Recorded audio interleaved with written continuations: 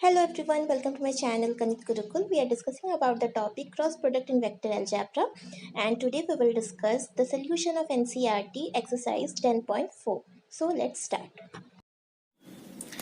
Hello everyone, welcome to my channel Kanit Gurukul.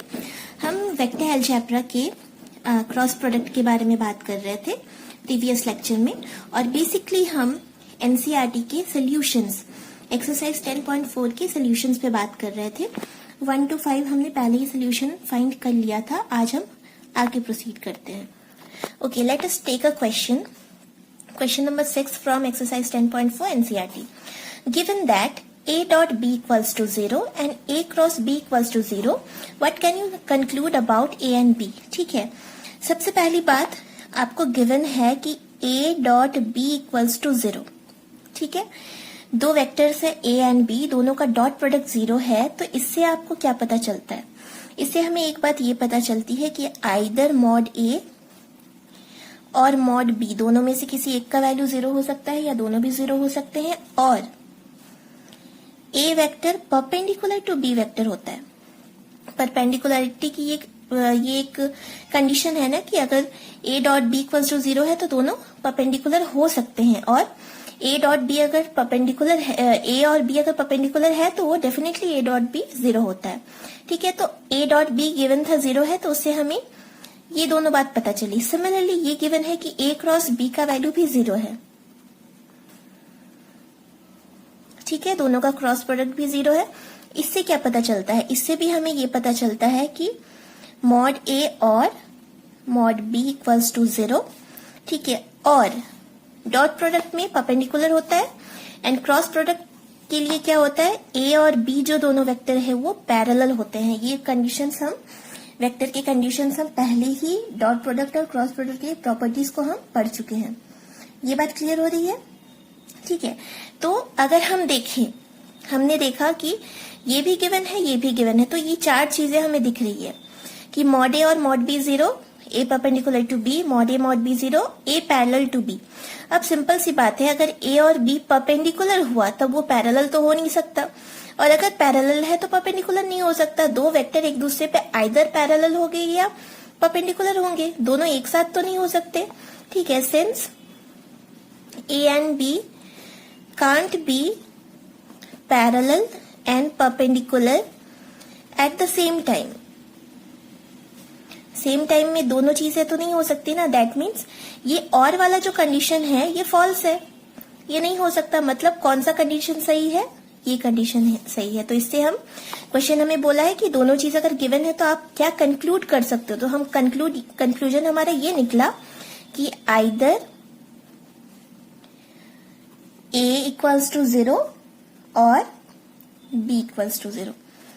ठीक है, बस इतना ही करना था हमें। नेक्स्ट क्वेश्चन पे हम जाते हैं। ओके, नेक्स्ट क्वेश्चन नंबर 7 है, let the vectors a b c is given as. a given है a1i plus a2j plus a3 के, b गिवन है b1i b2j b3 के, c गिवन है c1i plus c2j plus c3 के। तो हमें proof करना है, show that a cross b plus c equals to a cross b plus a plus c। ये कौन सी प्रॉपर्टी है? ये है डिस्ट्रीब्यूटिव प्रॉपर्टी। ठीक है, तो ये जो क्रॉस प्रोडक्ट है ये डिस्ट्रीब्यूटिव प्रॉपर्टी को होल्ड करता है। इसी चीज को आपको शो करना है। ठीक है, तो जब भी शो करना है या प्रूफ करना है, दैट मीन्स सिंपल सी बात है कि हम एलएचएस अलग से फाइंड कर लेते हैं, आरएचएस फाइंड कर लेते हैं और शो कर देते हैं कि दोनों क्या है, सेम आ गया। ठीक है, दैट मीन्स हमें करना क्या है? एलएचएस पे हम बात करते हैं। सबसे पहले एलएचएस हमारा है क्या? देखो, a cross b plus c। ठीक है, तो फाइंड करते हैं a vector, that means a1i plus a2j plus a3k। बीच में क्रॉस है तो क्रॉस लिख देते हैं, b प्लस c। ठीक है, b और c दोनों को ऐड करना है, तो हम जानते हैं वेक्टर एडिशन से कि i कंपोनेंट i से ऐड होता है, j से होता है, k से होता है। That means b plus c जब हम करेंगे तो ये हो जाएगा b1 plus c1i plus b2 plus c2j and b3 plus c3k। ठीक है, अब इसको आपको सॉल्व करना है। तो हम जानते हैं क्रॉस प्रोडक्ट को सॉल्व करने के लिए हमें डिटर्मिनेंट का यूज करना पड़ता है, तो हम वही करेंगे। ठीक है, ये दोनों का क्रॉस प्रोडक्ट निकालना है, तो ये क्या हो जाएगा? इस तरह से हम i j के लिखेंगे, ठीक है। आई के कंपोनेंट्स यहाँ A1, A2, A3 और दूसरे वाला वेक्टर का component B1 plus C1, B2 plus C2, B3 प्लस C3, ठीक है। सॉल्व कैसे करते हैं डिटर्मिनेंट, हम डिटर्मिनेंट चैप्टर में पहले ही पढ़ चुके हैं, आप मेरे प्रीवियस वीडियोस भी देख सकते हो। सबसे पहले आई लिखते हैं, ये और ये कवर हो जाता है तो A2 इंटू B3 प्लस C3 minus A3 into B2 plus C2। आई हो गया माइनस जे का कवर कर देते हैं रो एंड कॉलम, तो A1 इंटू B3 प्लस C3 minus this into this A3 into B1 plus C1। जे का भी हो गया प्लस के, ये कवर कर देते हैं तो A1 B2 plus C2 minus A2 B1 plus C1, ठीक है। LHS आ गया। आप इसको क्या करो, एज इट इज ऐसे ही अभी फिलहाल छोड़ दो, इक्वेशन 1 कंसिडर करके हम RHS फाइंड करने की अब कोशिश करते हैं, ठीक है। RHS क्या है, A cross B plus A cross C, ठीक है। तो A क्रॉस B फाइंड करते हैं हम, IJK A क्रॉस B के लिए क्या हो जाएगा, A1, A2, A3, B1, B2, B3 plus IJK A and C है तो A1, A2, A3, C1, C2, C3। Solve करते हैं I, ठीक है, कवर हो गया तो A2 B3 minus A3 B2 minus J, cover करो A1 B3 minus A3 B1 plus K, cover किया हमने तो A1 B2 minus A2 B1। चलो फर्स्ट वाला हो गया plus I A2 C3 minus A3 C2 minus J A1 C3 minus A3 C1 plus K, ये हमने कवर किया तो A1 C2 minus A2 C1। अब क्या करते हैं, I को I से ऐड कर देते हैं, बीच में एडिशन का साइन है ना, तो पूरे I को हम एक साथ लिख देते हैं तो क्या हो जाएगा, A3 B3 minus A3 B2, एक मिनट सॉरी ये A2 B3 होगा, A2 B3 minus A3 B2 plus A2 C3 minus A3 C2। I का कंपोनेंट हो गया माइनस J, क्या है A1 B3 minus A3 B1 plus A1 C3 minus A3 C1 plus K के component को लिख देते हैं A1 B2 minus A2 B1 plus A1 C2 minus A2 C1, ठीक है। अब देखो कुछ कुछ चीजें कॉमन आ जाएंगी, ठीक है। जैसे इन दोनों में देखो A2 को हम कॉमन ले सकते हैं ना, तो हमारे पास क्या बचेगा, B3 प्लस C3। In the same way इन दोनों से हम A3 को कॉमन ले सकते हैं तो बचेगा B2 प्लस C2, ठीक है, माइनस J। यहां भी हम ध्यान से देखें, अगर ये दोनों से हम A1 को कॉमन ले सकते हैं तो क्या बचेगा, B3 प्लस C3, और इन दोनों से क्या कॉमन जाएगा, माइनस A3, तो B1 प्लस C1, ठीक है, प्लस K, ठीक है। यहां भी देखो A1 कॉमन आ जाएगा तो B2 plus C2 minus A2 common आ जाएगा B1 प्लस C1, ठीक है। अब अगर हम ध्यान से देखें, ये जो इक्वेशन 1 आया था अब मिला के देख लो, और ये जो हमारा इक्वेशन 2 आया, ठीक है, दोनों सेम आ गया, जबकि ये हमने LHS को सॉल्व करके निकाला था, ये RHS को सॉल्व करके निकाला था। दैट मीन्स LHS और RHS क्या आ गया, सेम आ गया। तो इस तरह से हम हेंस प्रूव्ड, इस तरह से हम प्रूव कर सकते हैं कि जो हमारा क्रॉस प्रोडक्ट होता है वो डिस्ट्रीब्यूटिव प्रॉपर्टी को होल्ड करता है। ओके, हम नेक्स्ट क्वेश्चन पे बात करते हैं। नेक्स्ट क्वेश्चन है, if either a vector is 0, b vector is 0, then a cross b तो 0 होगा। ऑब्वियस सी बात है, ए और बी अगर दोनों 0 है या दोनों में से कोई एक भी 0 है तो दोनों का क्रॉस प्रोडक्ट तो 0 होगा ही। But if the converse is true, मतलब अगर ए क्रॉस बी 0 है तो क्या ये जरूरी है कि ए और बी भी 0 होगा या नहीं होगा? ठीक है, ये आपको ट्रू है या फॉल्स है ये बताना है, और जो भी आप बताओगे justify your answer with example. Example से उस आंसर को आपको जस्टिफाई भी करना है। तो ये सिंपल सी बात है, कन्वर्स ट्रू नहीं होगा। क्यों? क्योंकि हमने देखा है ए क्रॉस बी अगर 0 है तो दोनों वेक्टर एक दूसरे पे क्या हो सकते हैं? पैरेलल हो सकते हैं। ठीक है, पैरेलल होंगे तब भी तो 0 हो जाएगा ना। तो अगर पैरेलल है तो दोनों वेक्टर 0 होना जरूरी तो नहीं है। तो हम क्या करते हैं, दो पैरेलल वेक्टर का एग्जांपल ले लेते हैं और शो कर देते हैं कि दोनों का क्रॉस प्रोडक्ट 0 है, लेकिन दोनों वेक्टर का जो मॉड्यूलस है वो 0 नहीं है। ठीक है, हम एक एग्जांपल ले लेते हैं। मान लेते हैं let a vector equals to 2i plus 3j plus 4k and b vector equals to, इसका ट्वाइस ले लेते हैं, 4i plus 6j plus 8k। ठीक है, दोनों पैरेलल है, पता चल रहा है। क्यों? जस्ट इसका 2 टाइम्स हमने ले लिया है। पैरेलल वेक्टर का डेफिनेशन भी यही होता है। चलो इसका क्रॉस प्रोडक्ट हम निकाल के देख लेते हैं। ए क्रॉस बी हम निकालते हैं तो आई जे के, फर्स्ट वेक्टर का 2 3 4 एंड 4 6 8, आई 8 3 जा 24 माइनस 6 4 जा 24 माइनस जे कवर किया हमने, 8 2 जा 16, 4 4 जा 16 प्लस के कवर किया, 6 2 जा 12, 3 4 जा 12। ठीक है, 24 minus 24 0i minus 0j plus 0k। ठीक है, तो ए क्रॉस बी का वैल्यू अल्टीमेटली तो 0 आ गया ना। बट क्या दोनों का मॉड्यूलस 0 है? ऑब्वियस सी बात है 0 नहीं है। आप ए का मॉड निकाल लो। ए का मॉड क्या हो जाएगा? आई का कॉम्पोनेंट स्क्वायर, 2 का स्क्वायर प्लस 3 का स्क्वायर प्लस 4 का square. Obviously it is not equals to 0। In the same manner b का हम मॉड्यूलस निकालेंगे तो बी क्या है? 4 का स्क्वायर प्लस 6 का स्क्वायर प्लस 8 का square, which is also not equals to 0। तो यहां हमने देख लिया कि ए क्रॉस बी का वैल्यू अगर 0 आए तो जरूरी नहीं है कि ए और बी भी 0 हो। That means the converse is not true.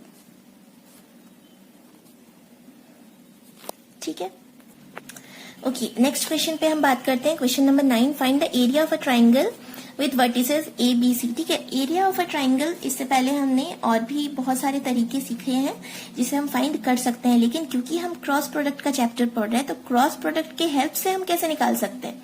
ठीक है, मान लिया हमारे पास कोई ट्राइंगल है ए बी सी जिसके वर्टिसेस हमें गिवन है, कुछ भी यहाँ गिवन है ना। तो एरिया ऑफ अ ट्राइंगल का फॉर्मूला क्या होता है मैं पहले वो बता दूं। वो होता है हाफ इंटू मॉड्यूलस ऑफ, किसका मॉड्यूलस? मान लो ये जो ए बी वेक्टर है, ठीक है, दो एडजेसेंट साइड, कोई भी दो एडजेसेंट साइड, ए बी और बी सी एक दूसरे के एडजेसेंट साइड है, तो a b vector cross b c vector.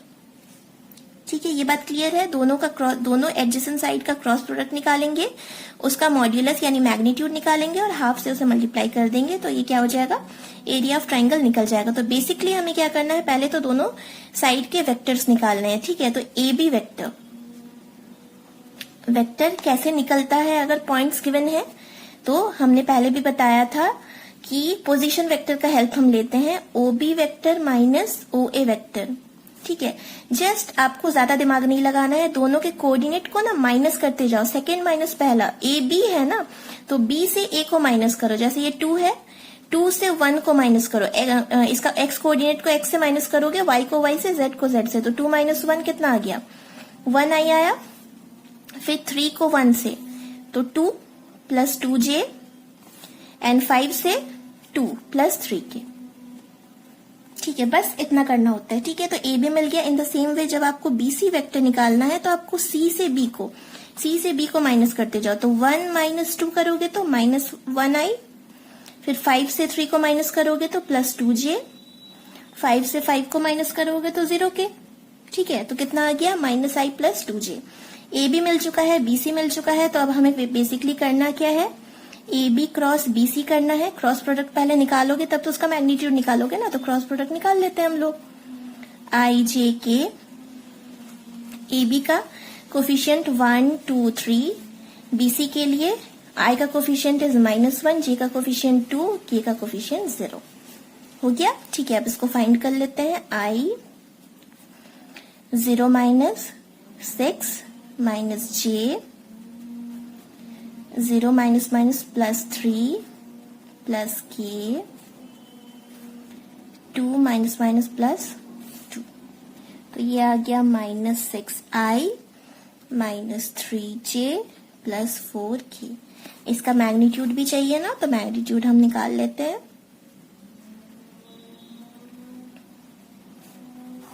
Under root -6 का स्क्वायर प्लस -3 का स्क्वायर प्लस 4 का स्क्वायर 36 9। ठीक है, सॉल्व करने पर ये आ जाएगा 61। ठीक है, तो therefore area of the triangle equals to half a b cross b c, यही है ना formula. But a b cross b c का कितना आ गया value, √61, that means √61/2 square units, which is the required answer for the area of the triangle. Okay, next question पे हम बात करते हैं। हमने एरिया ऑफ ट्राइंगल निकालना सीखा। अब क्वेश्चन है find the area of parallelogram. ठीक है, तो सबसे पहले तो एरिया ऑफ पैरेललोग्राम होता क्या है मैं वो आपको बता दूं। ठीक है, जो ट्राइंगल होता है उसका ट्वाइस होता है, ये हम पहले भी पढ़ चुके हैं। ठीक है, तो आप क्या करो, अगर दो एडजेसेंट साइड आपको गिवन है पैरेललोग्राम का, ठीक है, उसको अगर हम इस तरह से मिला दें तो ये दो ट्राइंगल बन जाते हैं ना। तो अगर एरिया ऑफ पैरेललोग्राम चाहिए, आप मान लो ये ए वेक्टर, ये बी वेक्टर, ये ए वेक्टर है तो ये भी ए होगा और ये भी बी होगा। ठीक है, तो इसमें करना क्या होता है, इसमें हाफ से हम मल्टीप्लाई कर रहे थे ना, हाफ को हटा दो, बाकी जो दो एडजेसेंट साइड है कोई भी दो, तो ऑब्वियस सी बात है ए और बी, तो ए क्रॉस बी हम निकालते हैं और उसका मैग्नीट्यूड निकाल देते हैं, बस यही है इसका फॉर्मूला। ठीक है, तो इस क्वेश्चन में अगर हम देखें तो ऑलरेडी एडजेसेंट साइड्स हमें गिवन है, इसमें हमें पॉइंट्स गिवन थे तो हमें एडजेसेंट साइड निकालने पड़े थे, इसमें ऑलरेडी गिवन है, तो आप क्या करो, सीधा ए क्रॉस बी आपको निकालना होगा एंड उसका मैग्नीट्यूड निकाल लेंगे, वही हमारा क्या होगा, एरिया ऑफ द पैरेललोग्राम हो जाएगा। तो ए क्रॉस बी हम फाइंड कर लेते हैं। आई जे के 1 -1 3 2 -7 1 -1 + 21 -j 1 -6 +k कवर करते हैं -7 +2, तो ये कितना आ गया 20i + 5j -5k। ठीक है, तो देयरफॉर एरिया ऑफ पैरेललोग्राम क्या करना है आपको, जस्ट इसका मॉड्यूलस निकाल लेना है। तो इसका मॉड्यूलस क्या हो जाएगा, 20 का स्क्वायर प्लस 5 का स्क्वायर प्लस -5 का स्क्वायर। ठीक है, तो 400 + 25 + 25, दैट मीन्स रूट कितना आ गया, तो ये आ गया 450, दैट मीन्स 15√2 स्क्वायर यूनिट्स। ठीक है, विच इज द रिक्वायर्ड आंसर। तो इस तरह से हम एरिया ऑफ पैरेललोग्राम फाइंड कर सकते हैं। ठीक है, तो इस तरह आज हमने जो हमारे बाकी के क्वेश्चंस थे फ्रॉम एक्सरसाइज एनसीईआरटी के 10.4 को, वो आज हमने कंप्लीट किया। Thank you so much. Thank you so much for watching the lecture video. For more videos, please like and subscribe my channel, Ganit Gurukul.